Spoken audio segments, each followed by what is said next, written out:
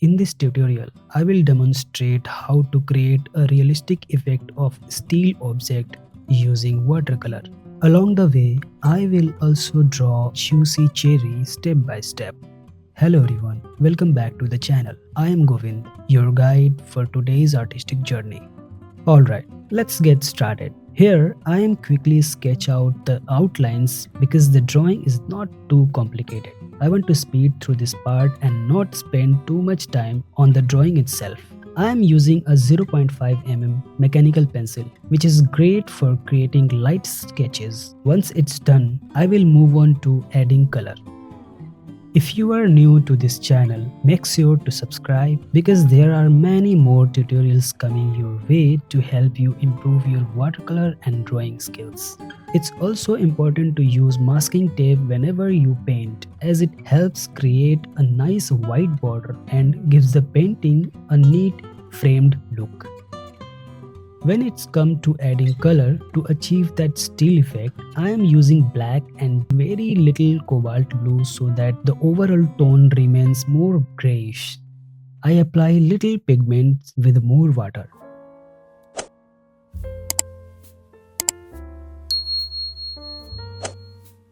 In the first layer, where we see the darker areas, you will notice that the highlights in steel tend to have a strong contrast. That's why I am using more black pigments at this stage.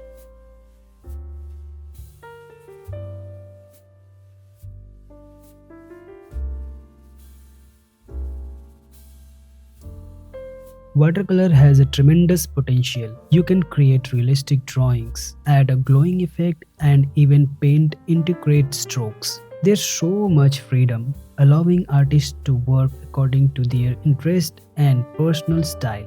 In this video, I will try to achieve a touch of realism.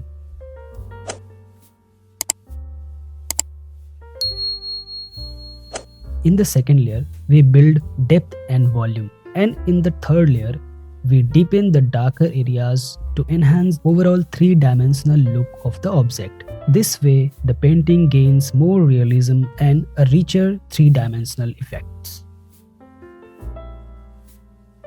Let me share an important point with you. When it comes to watercolor, the key factor is how much pigments you use in relation to the water. For example, in the first layer, the ratio of water to pigment should be quite high, making it more transparent.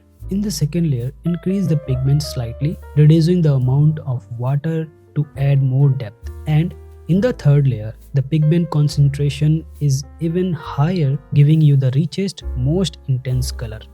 This balance is crucial for achieving a beautiful effect in your painting. If you don't manage the water properly, the flow can become uneven and the painting might look messy or blotchy. So, it's all about carefully controlling the ratio of water to pigment at each stage of the layering process.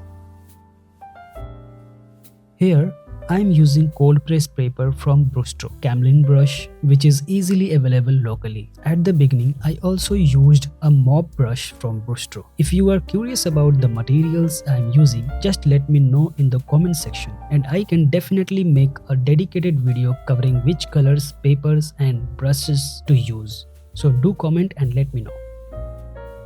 As we know, controlling the flow of watercolor can be quite challenging if you notice that the color is spreading too much one area. For example, here my flow had gone a bit too far downward and I wanted it to remain lighter. So I applied a layer of water over the color and then lifted some of it with tissue paper. I'll continue using this technique whenever needed as we move forward.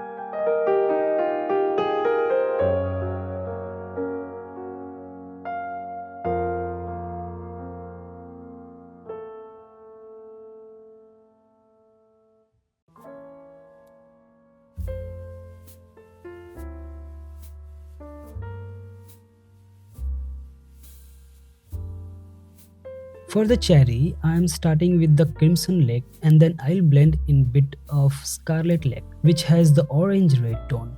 This way the cherry will have a mix of pinkish, rosy and red hues creating a more realistic effect. That's the first layer.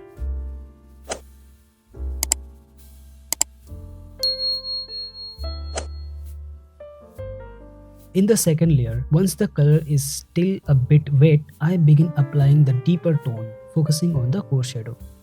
If you are not familiar with the terms like core shadow or mid-tone, I have other videos explaining shading techniques. If you would like to dive deeper, you can join my course where I cover shading in great details. Once I have established that roundness in the second layer, I will deepen the core shadow to add more dimension and make the cherry look even more three-dimensional. The approach to applying paint remains the same. In general, the layering process, first layer, second layer, third layer, is consistent. The only difference is the pigment, which changes depending on the object, its color, the shading, and the direction of light. This makes it very important to keep this factor in mind as you work. Whenever you are applying any color to any object, it's important to keep these three steps in mind. The most crucial part is in the final stage. When we add depth, that's what makes the object appear more realistic and three-dimensional. Many beginners often overlook this, and that's why their drawing can sometimes look flat. For the cherry stem and leaf, I am using sap green and also a bit of cobalt blue to darken it slightly. I am following the same layering process as before. Wherever I want to create a light effect, I will rinse my brush and keep it a bit drier to gently lift or pick up color, ensuring that I maintain those highlights.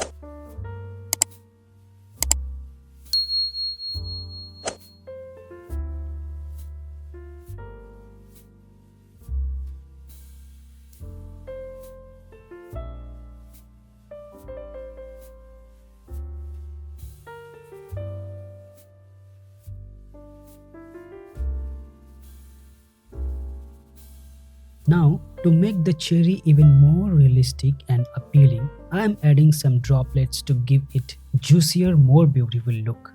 For these droplets, I am not using white paint directly. Instead, I am placing drops of water onto the existing color and then lifting off some pigment to create those highlights.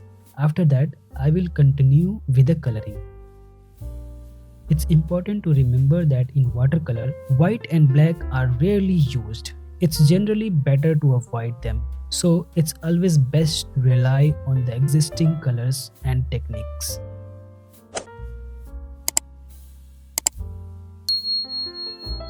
Now for the background, I am using Persian blue. Along with that, I will add a bit of scarlet lake to create a darker tone in the shadow area at the bottom.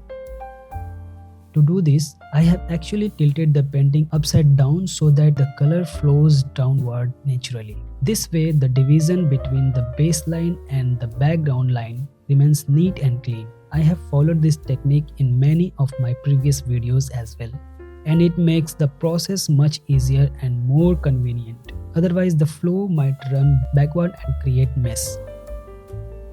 For the baseline, I am using yellow ochre. Add just a touch of burnt sienna to give it a slightly brownish tone. I have kept more yellow ochre and started with a very transparent wash. Then, as I move downward, I will mix in a bit more burnt sienna so that the area near the object remains lighter, while the bottom part becomes the darker.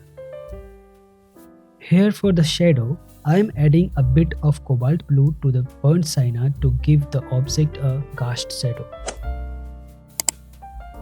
So finally, the painting is completed. I hope you liked this artwork and enjoyed the process. If you found this tutorial helpful, please hit the like button and let me know in the comment section how it's helping you. If you are new to this channel, don't forget to subscribe for more watercolor tutorial videos.